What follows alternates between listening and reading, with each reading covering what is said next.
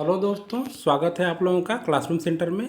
दोस्तों, पिछले क्लास में हम लोगों ने देखा था सेट्स के बारे में कि सेट्स क्या होते हैं, उनको रिप्रेजेंट की कौन कौन से तरीके से करते हैं, सेट कितने टाइप्स के होते हैं, जिसमें हमने देखा था फाइनाइट और इनफाइनाइट सेट, इक्वल और इम्पटी सेट देखा था, और हमने देखा था बिलोंग्स टू और नॉट बिलोंग्स टू, और फिर हम देखे थे सबसेट के बारे में कि कोई सेट दे रखा है उसके कितने सबसेट होंगे या सबसेट को किस तरीके से रिप्रेजेंट करते हैं।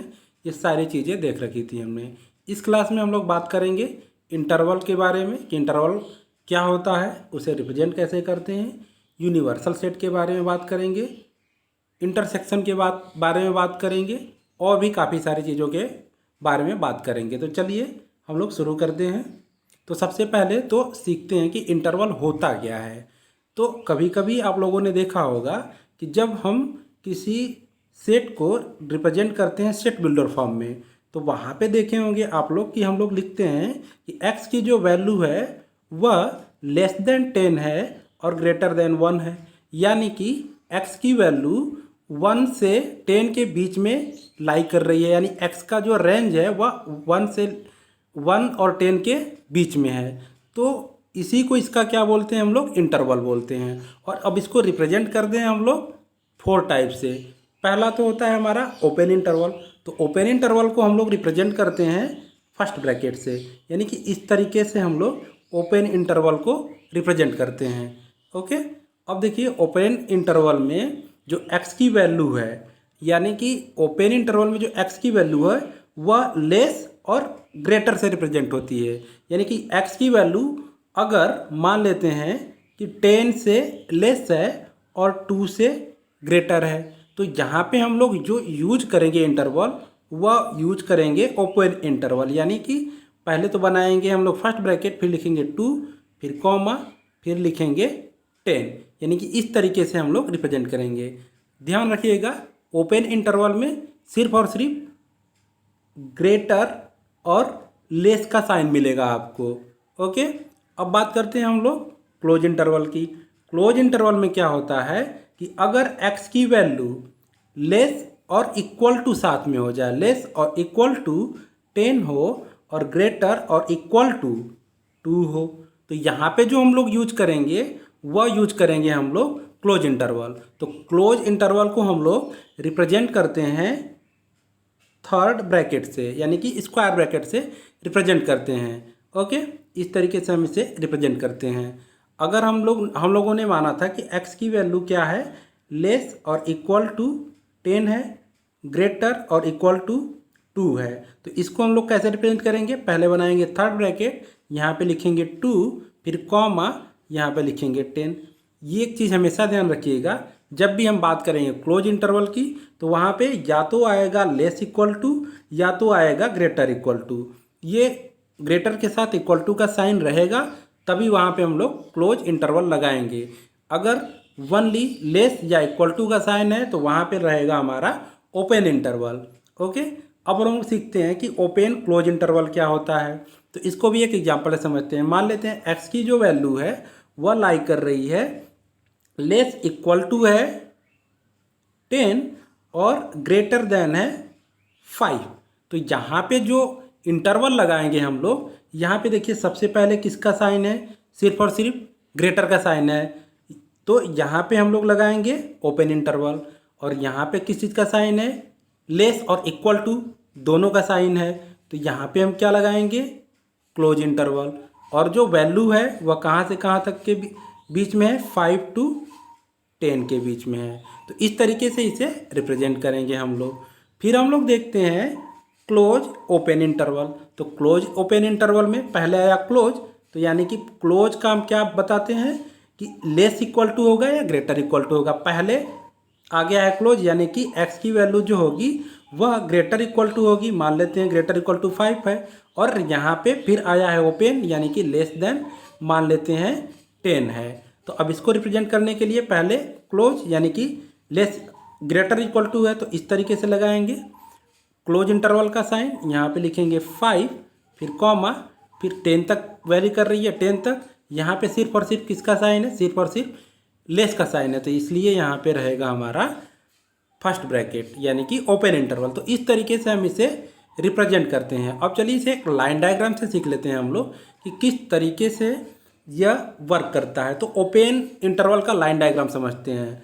मान लेते हैं ये हमारा एक लाइन डायग्राम है और यहाँ पे जो x की वैल्यू है वह दे रखी है 2 से लेकर 10 के बीच में, यानी कि यहाँ पे है 2 और यहाँ पे है 10। यानी कि जो ओपन इंटरवल होता है, अभी हमने बताया कि यहाँ पे क्या होगा, ग्रेटर देन 2 होगा और लेस देन 10 होगा। यानी कि 2 को हम इसमें काउंट नहीं करेंगे और 10 को भी काउंट नहीं करेंगे। इनके बीच की जितनी वैल्यू है सिर्फ वहीं काउंट की जाएगी। ठीक है, तो ये हो गया ओपन इंटरवल। अब समझते हैं हम लोग लाइन डायग्राम से क्लोज इंटरवल को। तो क्लोज इंटरवल में क्या होता है, अगर कोई वैल्यू है, एक्स की कोई वैल्यू है, वह लाई कर रही है, मान लेते हैं 5 और 10 के बीच में। तो अब यहाँ पे देखिए, यहाँ पे जो यूज करते हैं साइन, हम लेस इक्वल टू या ग्रेटर इक्वल टू का साइन यूज करते हैं। यानी कि हम लोग 5 को भी इंक्लूड करेंगे और 10 को भी इंक्लूड करेंगे। यहाँ पे क्या होगा, विथ इंक्लूडेड 5 और 10। उसी तरीके से हम लोग ओपन क्लोज को भी देख लेते हैं। ओपन क्लोज को अगर लाइन डायग्राम पे हम दिखाएं इस तरीके से, पहला हमारा क्या है, ओपन, दूसरा क्या है, क्लोज। तो ओपन क्लोज में मान लेते हैं कि एक्स की वैल्यू 2 to 5 के बीच में वेरी कर रही है। तो पहले ओपन है, तो ओपन में हम जानते ही हैं क्या होता है, लेस देन होता है, और क्लोज में हमको पता है लेस या इक्वल टू या ग्रेटर या इक्वल टू होता है। यानी कि ओपन जब पहले है तो इस 2 को हम लोग इंक्लूड नहीं करेंगे, बट इसके बाद जितने भी नंबर आएंगे 5 तक, उसको हम क्या करेंगे, 5 तक लेंगे उस नंबर को। तो ये हो गया हमारा ओपन क्लोज इंटरवल, और उसी तरीके से हमारा हो जाएगा क्लोज ओपन इंटरवल।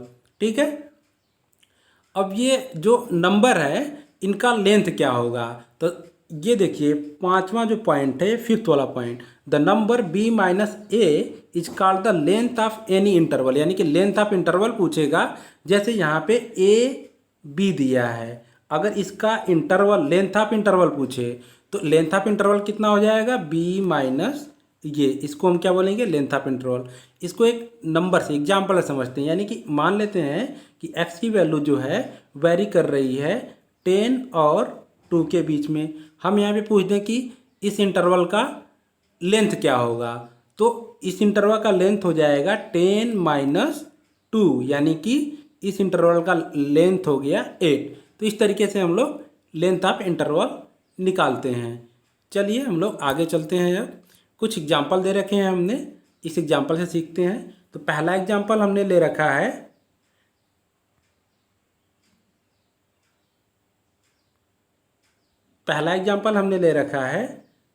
कि x such that x belong to R, यानी x is less equal to 6 and greater than -4। तो देखिए यहाँ पे जो साइन है वो किसका है, सिर्फ और सिर्फ ग्रेटर का।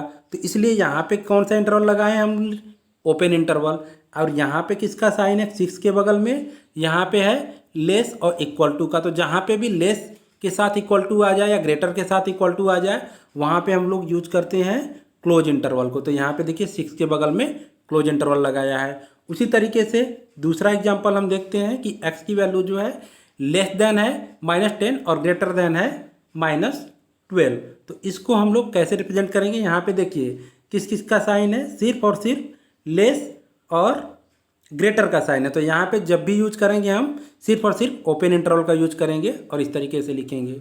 तीसरा एग्जाम्पल देखिए, तीसरा एग्जाम्पल हमने ले रखा है कि x की वैल्यू जो है वह ग्रेटर इक्वल टू 0 है और लेस देन 7 है। तो ग्रेटर इक्वल टू आ गया तो यानी कि क्लोज इंटरवल, सबसे पहले क्लोज इंटरवल लगाएंगे। सिर्फ और सिर्फ लेस आ गया तो वहाँ पे ओपन इंटरवल लगाएंगे, यानी इस तरीके से इसे रिप्रेजेंट करेंगे। चौथा देखते हैं, फोर्थ वाला क्वेश्चन, कि x is less equal to 4 and greater equal to 3। यानी कि यहाँ पे ग्रेटर इक्वल टू और लेस इक्वल टू दोनों में इक्वल टू आ गया है, यानी कि यहाँ पे क्या करेंगे, सिर्फ और सिर्फ क्लोज इंटरवल का यूज करेंगे। तो ये चारे के चारे इंटरवल का हमने देख लिया एग्जाम्पल। अब आगे चलते हैं।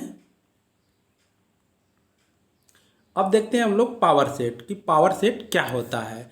पहले तो हम लोग देखते हैं डिफिनीशन इसकी। The collection of all subset of a set A is called the power set of A. It is donated by P A.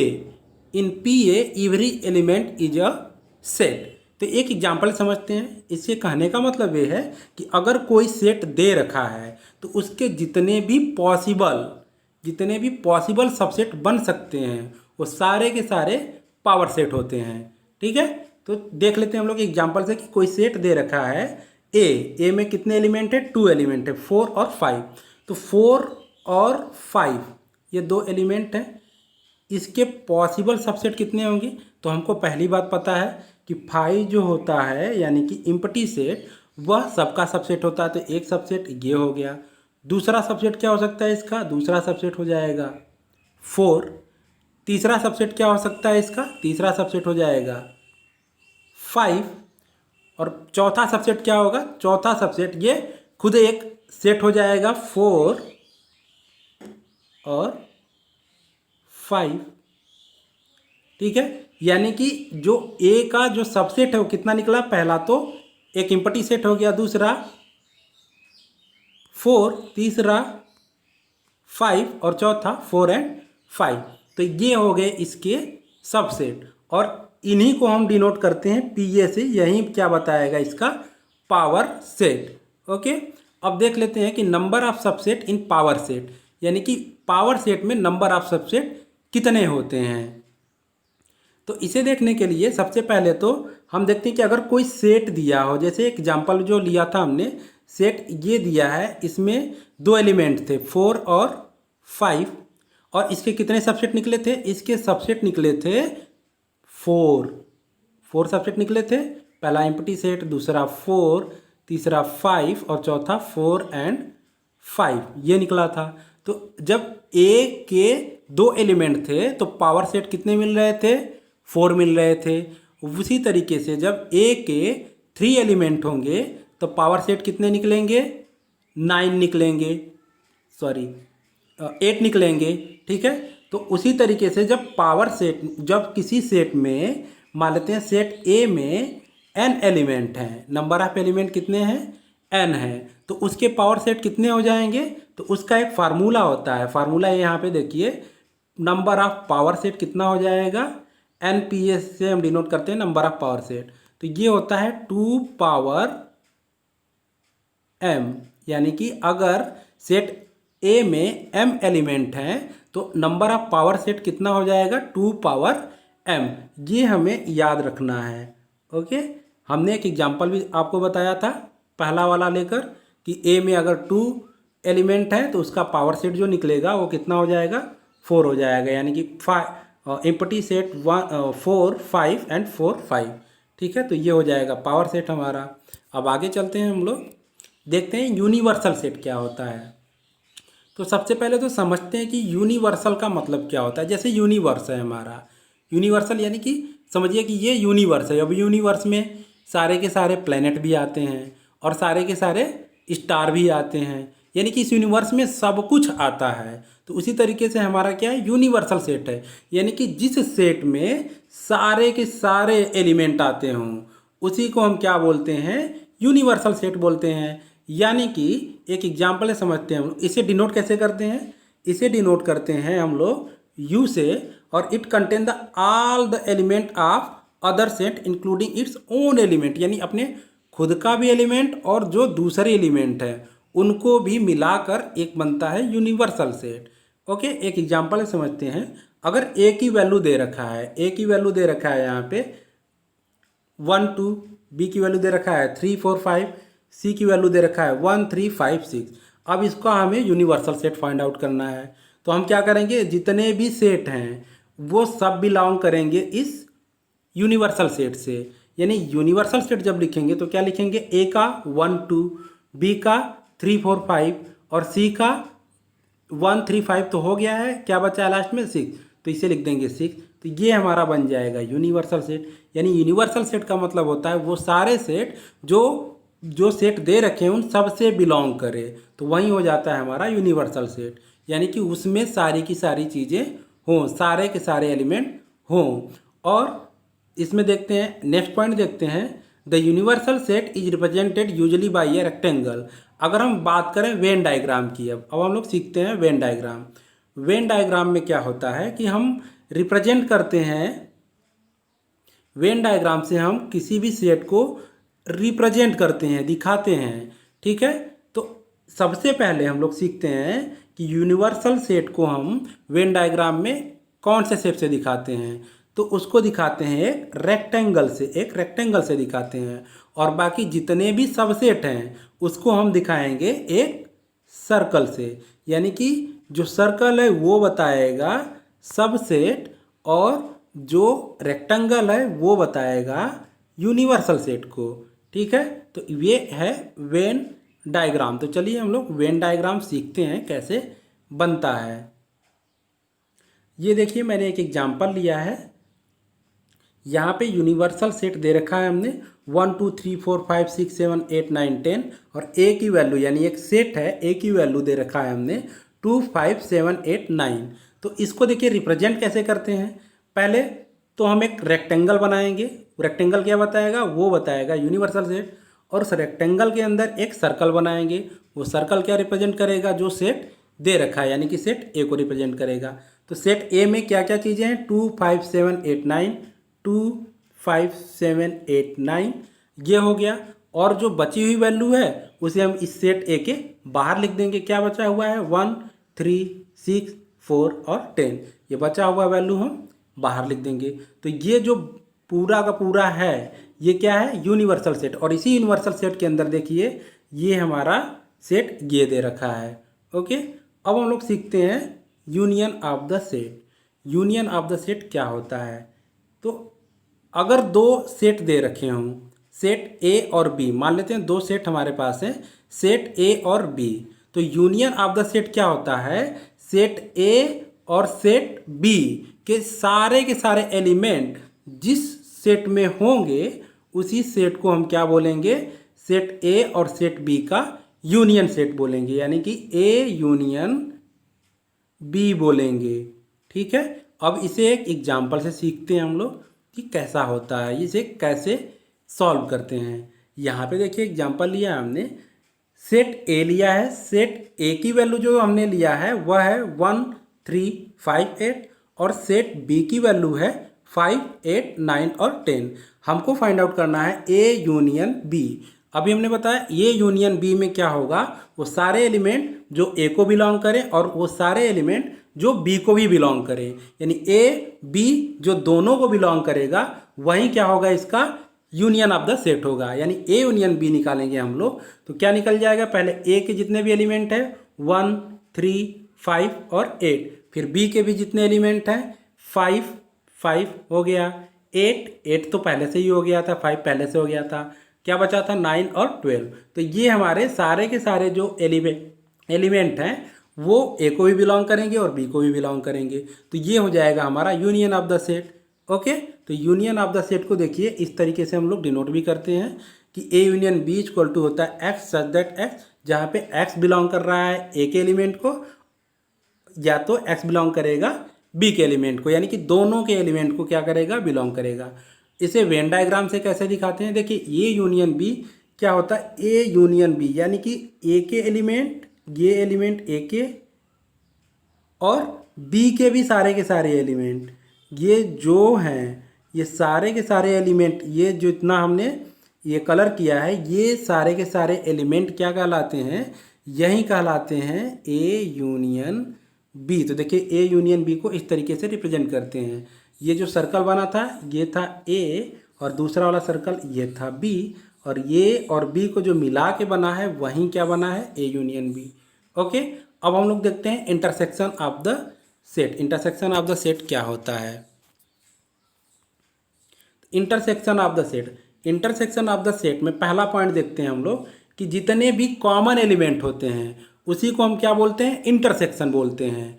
और इसको हम लोग डिनोट क्या करते हैं, जो उल्टा यू ऐसे हो तो यूनियन, अगर इसको हम क्या कर दें, बिल्कुल रिवर्स कर दें, इसको बिल्कुल रिवर्स कर दें, पलट दें बिल्कुल यू को, तो इसे डिनोट करते हैं इंटरसेक्शन से। और इंटरसेक्शन का मतलब क्या होता है, कॉमन एलिमेंट। ठीक है, अगर दो सेट ए और बी दे रखे हैं, सेट ए और बी में जितने भी कॉमन एलिमेंट होंगे वह क्या कहलाएंगे, इंटरसेक्शन ऑफ द सेट। यानी कि अगर एग्जांपल लेते हैं, अगर एक सेट ए दे रखा है, सेट ए में मान लेते हैं कोई वैल्यू है 2, 5 एंड 6, ठीक है। और एक सेट बी दे रखा है, सेट बी में हमारा वैल्यू जो है 5, 6 एंड 10, सेट बी की वैल्यू ये है। अब देखिए कि इसमें कॉमन एलिमेंट क्या क्या है। कॉमन एलिमेंट 5 और 6 है। तो जो कॉमन एलिमेंट देखिए, जो ए में भी हो और बी में भी हो, ठीक है, जो दोनों में एलिमेंट यानी कि जो दोनों में कॉमन एलिमेंट हो, उसी को हम क्या बोलते हैं, इंटरसेक्शन ऑफ द सेट। यानी कि अब ये ए इंटरसेक्शन बी जो निकल गया, ये क्या निकलेगा, 5 और 6 निकल जाएगा। अगर इसको हम लोग वेन डायग्राम से समझें, तो वेन डायग्राम से समझने के लिए देखिए, ये था हमारा ए और ये था बी। अब ए के एलिमेंट ये पूरे हो गए, बी के एलिमेंट ये पूरे हो गए, लेकिन ये जो बीच वाला जो बचा है ये वाला, इसमें वो एलिमेंट आएंगे जो क्या है, कॉमन एलिमेंट है, जिसको मैंने कलर किया है अभी। तो ये क्या बताएगा, यही बताता है हमारा ए इंटरसेक्शन बी को। ये जो कॉमन एलिमेंट है यहाँ पे, जहाँ पे ए के भी एलिमेंट है और बी के एलिमेंट हैं, तो यही हमारा बताता है ए इंटरसेक्शन बी को। तो इस तरीके से हम लोग वेन डायग्राम में रिप्रेजेंट करते हैं कि ए इंटरसेक्शन बी कहाँ पे होगा। ओके, अब आगे चलते हैं, हम लोग देखते हैं डिफरेंस ऑफ द सेट। यानी कि दो सेट दे रखे हैं, अगर उनका डिफरेंस करें तो हमें क्या सेट मिलेगा। देखते हैं हम लोग कि in A minus B the element of only belongs to A and not belongs to B. अगर दो एलिमेंट दे रखे हैं हमारे ए और बी, ठीक है, तो वो सारे, अगर हम ए माइनस बी निकालें तो वो सारे के सारे एलिमेंट जो सिर्फ और सिर्फ ए को बिलोंग करें, सिर्फ और सिर्फ वनली बिलोंग्स टू ए, और वो बी को बिल्कुल भी बिलोंग ना करें, वही हमारा हो जाएगा ए माइनस बी। अगर बी माइनस ए निकालें तो वो क्या होगा, सिर्फ और सिर्फ वो बी को बिलोंग करे, ए को बिल्कुल बिलोंग ना करे, तो हो जाएगा हमारा बी माइनस ए। तो यही चीज़ है, हम लोग यहाँ पे देखते हैं इसे डिनोट कैसे करते हैं सेट बिल्डर फॉर्म में, कि ए माइनस बी को रिप्रेजेंट कैसे करते हैं, यानी कि X such that X belong to A and not belong to B. Okay, यानी कि सारे के सारे एलिमेंट जो सिर्फ ए को बिलोंग करते हैं, वहीं क्या कहलाएगा, ए माइनस बी कहलाएगा। एक एग्जाम्पल समझते हैं हम लोग कि ए की वैल्यू ले रखे हैं हम लोग 1, 1, 2, 3, 4 एंड 5, ठीक है, और बी की वैल्यू ले रखे हैं 1, 3, 5 एंड 7। अब बताइए कि इसमें ए माइनस बी क्या होगा। अब देखिए, जो बी के एलिमेंट हैं उसको भी कट कर देंगे और जो कॉमन एलिमेंट है उनको भी कट कर देंगे, ठीक है। तो देखिए, बी में 1 है, ए में भी 1 है, यानी कि ये कट हो जाएगा 1। और अब देखिए, बी में 3 है, 3, ए में भी 3 है, 3 को भी कट कर देंगे। बी में 5 है, तो ए में भी 5 है, तो 5 को भी कट कर देंगे। अब जो बचा, क्या क्या बचा हमारा, 2 और 4 बचा, तो ए माइनस बी हमारा क्या निकलेगा, 2 और 4 निकल जाएगा, ठीक है। अब देखते हैं इसका वेन डायग्राम। हम लोग वेन डायग्राम में ए माइनस बी, तो देखिए सिर्फ और सिर्फ ए को कौन सा एलिमेंट बिलोंग करेगा, सिर्फ और सिर्फ देखिए ए को सिर्फ यहीं, ये जो एलिमेंट हैं यहीं सिर्फ बिलोंग करेंगे, यानी कि जितने भी हमने लाइन खींच रखे हैं सिर्फ और सिर्फ यहीं बिलोंग करेगा ए को, यानी इधर वाला जो कहलाएगा वो कहलाएगा ए माइनस बी। अब देखिए, बी माइनस ए को जो किससे रिप्रेजेंट करेंगे हम लोग, ये जो हमने लाइन बना रखी है, ठीक है, सिर्फ और सिर्फ जो बी को एलिमेंट बिलोंग करे, तो बी सेट बी ए था और बी में जो बी को बिलोंग करेगा सिर्फ और सिर्फ यहीं दिखाई देगा, तो इसे हम बोलेंगे क्या, बी माइनस ए, ठीक है। तो ये हमारा हो जाएगा बी माइनस ए राइट हैंड साइड वाला, और लेफ्ट हैंड साइड वाला जो बच्चा है वो हो जाएगा ए माइनस बी। तो इस तरीके से हम वेन डायग्राम से इसे रिप्रेजेंट करते हैं। आगे चलते हैं हम लोग। अब देखिए, एक नोट देख लेते हैं हम लोग, if A minus B, A intersection B and B minus A, ये क्या हो, इम्पटी सेट हो या नल सेट हो, तब A minus B, A intersection B और बी माइनस ए, इसे हम बोलेंगे डिसजॉइंट सेट। इसे क्या बोलेंगे, इसे बोलेंगे हम लोग डिसजॉइंट सेट, इसे बोलेंगे डिसजॉइंट सेट। कब बोलेंगे, जब A minus B, A intersection B या बी माइनस ए क्या हो, नल सेट हो। एक एग्जाम्पल से सीखते हैं हम लोग, एक एग्जाम्पल से सीखते हैं कि अगर ए की वैल्यू दे रखा हो 2 और 5 और बी की वैल्यू दे रखा हो 3 और 6, तो बताइए ए इंटरसेक्शन बी क्या होगा? क्या इसमें कोई कॉमन एलिमेंट है? कॉलम कॉमन एलिमेंट तो है ही नहीं कोई। तो अब ए इंटरसेक्शन बी को हम यहाँ पे क्या बोलेंगे? ये कहलाएगा हमारा डिसजॉइंट सेट। क्यों? क्योंकि ये क्या बनाएगा? एक नल सेट बनाएगा। जो ए इंटरसेक्शन बी निकला है यह क्या है? एक नल सेट है या एम्प्टी सेट है। तो इसको हम क्या बोलेंगे? डिसजॉइंट सेट बोलेंगे। ओके, एक क्वेश्चन दे रखा है, ये आपको करना है खुद, और करके कमेंट सेक्शन में इसका आंसर बताइए कि क्या होगा। ओके, अगर if R is the set of real number and Q is the set of rational number, then what is the R minus Q, यानी कि आर माइनस क्यू कौन सा सेट बताएगा? ये आपके लिए क्वेश्चन है, ये आपको खुद ही बताना है।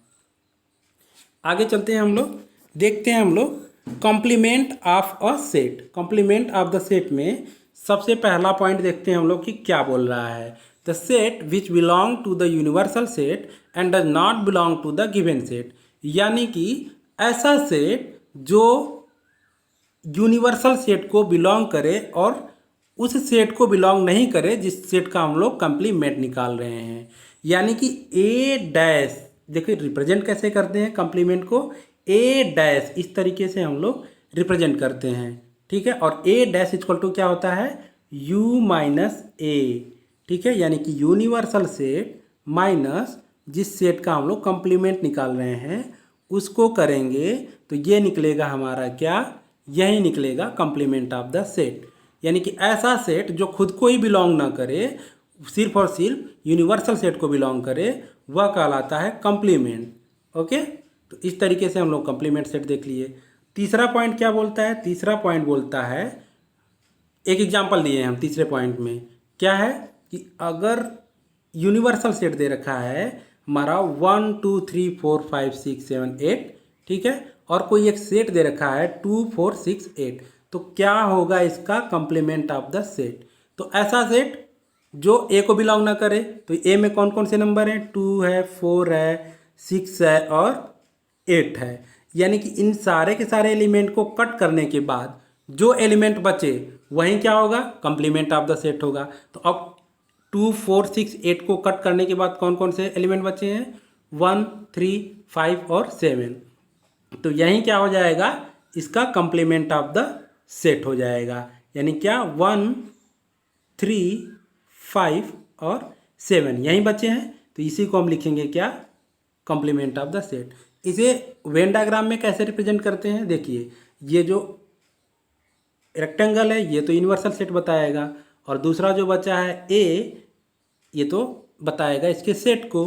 तो अब देखिए ये ए हो गया, यूनिवर्सल सेट हो गया। हम क्या बोल रहे हैं कि यू माइनस ए, यानी कि जो सिर्फ और सिर्फ किसको बिलोंग करे? यूनिवर्सल सेट को। ए को बिल्कुल बिलोंग ना करे, तो ये जितने भी एलिमेंट होंगे, ये देखिए इस ए को छोड़ के बाकी जितने भी एलिमेंट बचे वो सारे के सारे क्या कहलाएंगे? Complement of the A. यानी कि ये जो सर्कल है इसके एलिमेंट को नहीं लेना है, यानी कि जिसको हमने लाइन खींच रखी है वो सिर्फ जो बचे हुए एलिमेंट हैं उनको लेना है, तो वहीं क्या कहलाएगा? कंप्लीमेंट ऑफ द सेट कहलाएगा। अब बताइए, एक क्वेश्चन बताइए आप कि अगर कंप्लीमेंट का हमें कंप्लीमेंट निकालना है तो वो कौन सा सेट बनेगा? तो देखिए, जब भी हम कंप्लीमेंट का कंप्लीमेंट निकालते हैं तो खुद वही सेट हमें मिलता है। यानी कि ए का कंप्लीमेंट का फिर कंप्लीमेंट निकालें तो खुद वह सेट ए ही मिल जाएगा हमें, ठीक है। तो यहाँ पे मैंने एक नोट में दे रखा है कि अगर ए का कंप्लीमेंट का कंप्लीमेंट निकालें तो खुद हमें ए ही मिल जाएगा।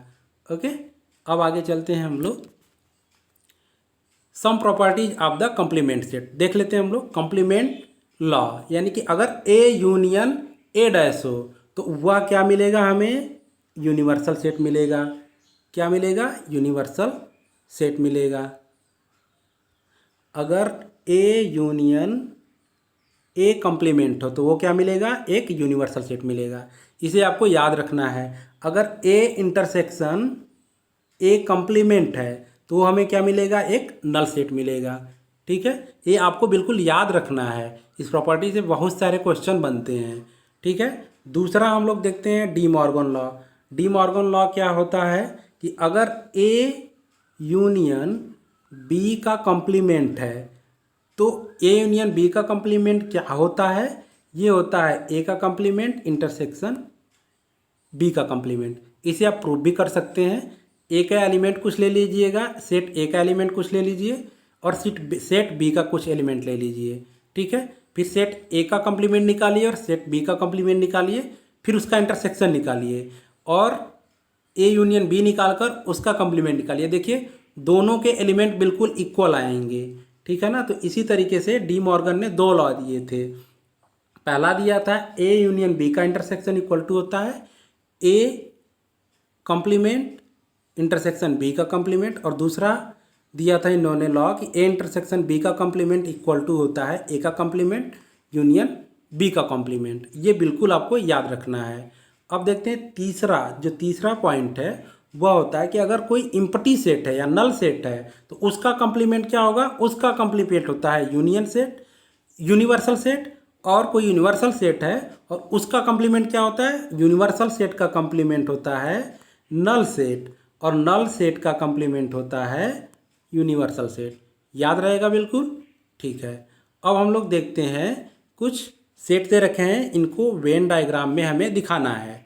कैसे दिखाएंगे, देखिए पहला जो हमारा है ए यूनियन बी का कॉम्प्लीमेंट, तो ए यूनियन बी क्या होगा, ए यूनियन बी ये हो जाएगा हमारा ए यूनियन बी। अगर ये सेट ए है सेट बी है, ए यूनियन बी। अब इसका कॉम्प्लीमेंट निकालना है, यानी कि अब इसको क्या कर देंगे हम लोग, जो यूनिवर्सल सेट है उसमें से माइनस कर देंगे। तो इसको जब माइनस कर देंगे यानी कि ये पूरा का पूरा माइनस कर देंगे तो अब क्या बचा, ये पूरा का पूरा हमने माइनस कर दिया। तो अब क्या बचा हमारा, अब ये बचा सिर्फ और सिर्फ ये बाहर वाला, यानी कि ये जो दोनों सर्कल थे इनके बाहर जितने एलिमेंट हैं ये सारे के सारे एलिमेंट क्या कहलाएंगे, ए यूनियन बी के कॉम्प्लीमेंट कहलाएंगे। तो इस तरीके से हम लोग दिखा देंगे ए यूनियन बी का कॉम्प्लीमेंट। हमको पता है कि ए यूनियन बी का कॉम्प्लीमेंट इक्वल टू होता है ए का कॉम्प्लीमेंट इंटरसेक्शन बी का कॉम्प्लीमेंट, यानी कि A complement intersection B complement को भी क्या दिखाएंगे, इसी तरीके से वेन डायग्राम से दिखाएंगे। ठीक है, दूसरा हम लोग तीसरा क्वेश्चन देखते हैं इसका कि ए इंटरसेक्शन बी का कॉम्प्लीमेंट क्या होगा। अब देखते हैं कि ए इंटरसेक्शन बी क्या होगा। ये देखिए ये जो है, जो दोनों में कॉमन एलिमेंट है यही तो होगा ए इंटरसेक्शन बी। अब हमें क्या करना है, इसका कॉम्प्लीमेंट निकालना है, यानी कि अब इसको माइनस कर देना है। तो जब माइनस कर देंगे इसको, यानी कि इसको हम क्या कर दे रहे हैं, माइनस कर दे रहे हैं। तो अब बचे हुए एलिमेंट क्या हुए, अब बचे हुए एलिमेंट जो सिर्फ ए को बिलोंग कर रहे थे, सिर्फ बी को बिलोंग कर रहे थे, और हमारा जो सिर्फ यूनियन को बिलोंग कर रहे थे, वो सारे के सारे एलिमेंट बचे हैं। तो वो सारे के सारे एलिमेंट क्या कहलाएंगे, हमारे ए इंटरसेक्शन बी का कॉम्प्लीमेंट, यानी कि ए इंटरसेक्शन बी का कॉम्प्लीमेंट हम इस तरीके से दिखाएंगे।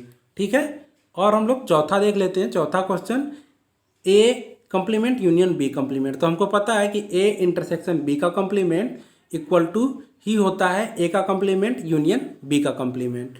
ओके, अब हम लोग आगे चलते हैं, देखते हैं कुछ प्रैक्टिकल प्रॉब्लम को कुछ देखते हैं हम लोग इसमें। तो प्रैक्टिकल प्रॉब्लम पहला क्या है कि अगर A intersection B equal to null set हो तो number of the set in A union B क्या होगा। देखिए नल सेट है ए इंटरसेक्शन बी, यानी कि सेट ए और सेट बी में कोई भी कॉमन एलिमेंट नहीं है। तो जब कॉमन एलिमेंट नहीं है तो जब ए इंटरसेक्शन बी का हम जो एलिमेंट जितने उनको काउंट करेंगे तो हम क्या करेंगे, जो number of set in A और number of set in B को क्या कर देंगे, प्लस कर देंगे।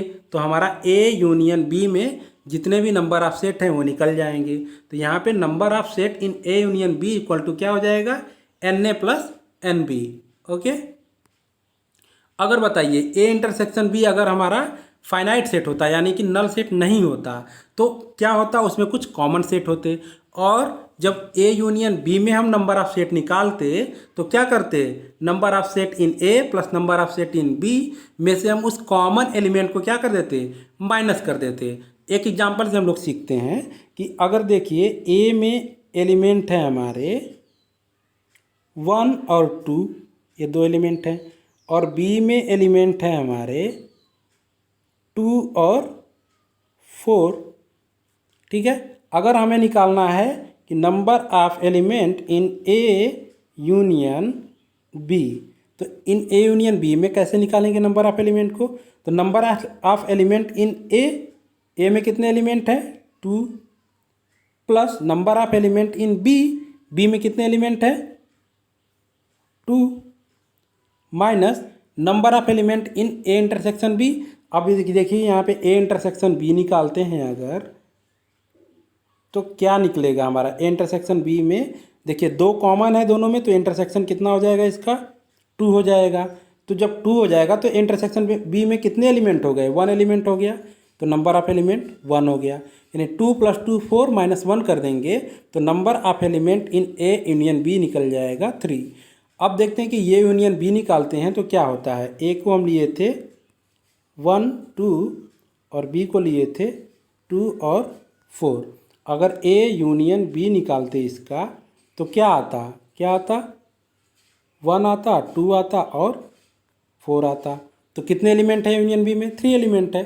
तो उसी तरीके से हमने कैलकुलेट कर लिया, कॉमन एलिमेंट को हम क्या कर देते हैं, माइनस कर देते हैं। तो यहाँ से हमारा निकल जाता है number of element in A union B. कब, जब A intersection B empty set ना हो तब। अगर यहीं 3 एलिमेंट दे रखे हों, 3 एलिमेंट का मतलब 3 सेट दे रखे हों, ए बी और सी, ये 3 सेट दे रखे हों, तब के लिए हम कैसे निकालेंगे, A union B union C, यानी कि number of element in A union B union C. तो इसके लिए ये फार्मूला आपको याद रखना है, बिल्कुल भूलना नहीं है। क्या होता है, number of element in A plus number of element B plus number of element in C minus number of element in A intersection B minus number of element in B intersection C minus number of element in A intersection C, plus करेंगे number of element in A intersection B intersection C. इनको एक Venn diagram से भी हम लोग देखेंगे कि ये कैसे निकलता है। एक क्वेश्चन है आप लोगों के लिए, देखिए ये जो क्वेश्चन है, ऐसे क्वेश्चन बोर्ड एग्जाम में भी बहुत पूछे जाते हैं और कंपटीशन में भी बहुत सारे क्वेश्चन ऐसे पूछे जाते हैं। ठीक है, तो हम लोग इस क्वेश्चन को देखते हैं कि इस क्वेश्चन को सॉल्व कैसे करना है। ठीक है, ये क्वेश्चन है कि in a group of 70 people 37 like coffee, 52 like tea and each person like at least 1 of the 2 drink, how many people like both coffee and tea. यानी कि हमें क्या निकालना है, ए यानी कि कॉफ़ी इंटरसेक्शन टी, ये हमें निकालना है। यानी कि जो दोनों को लाइक करता हो, दोनों को लाइक कौन करेगा, जो दोनों में कॉमन हो।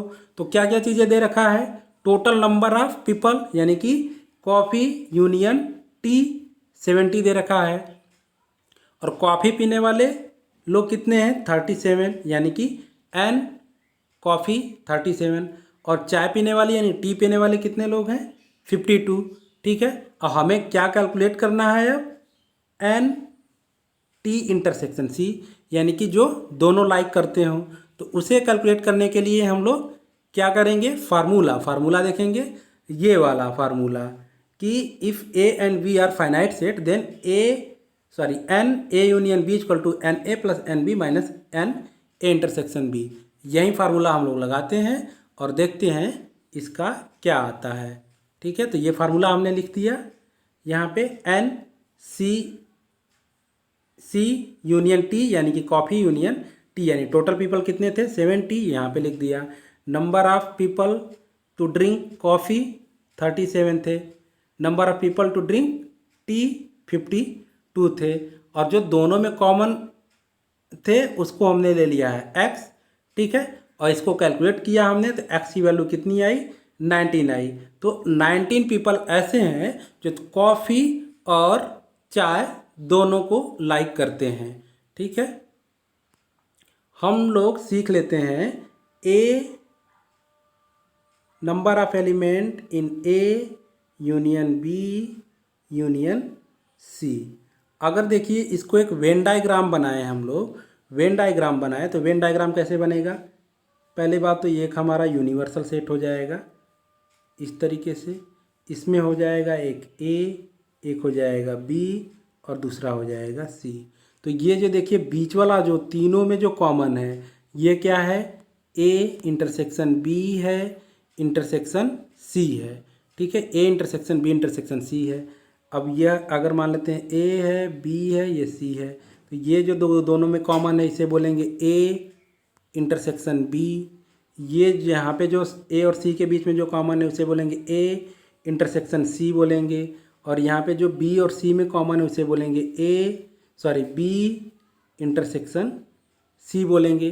तो जो हमने नंबर ऑफ कैलकुलेट किया था कि number of element in A union B union C, तो उसको हमने क्या लिखा था? यहाँ पे देखिए इस वाली स्लाइड में हमने लिखा था कि number of element in A plus number of element in B plus number of element in सी।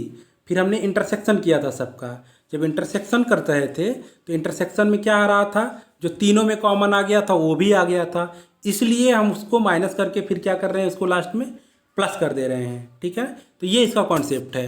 तो चलिए सेट आपका ख़त्म हुआ आज, तो मिलते हैं फिर नेक्स्ट लेक्चर के साथ। तब के लिए बाय बाय, टाटा।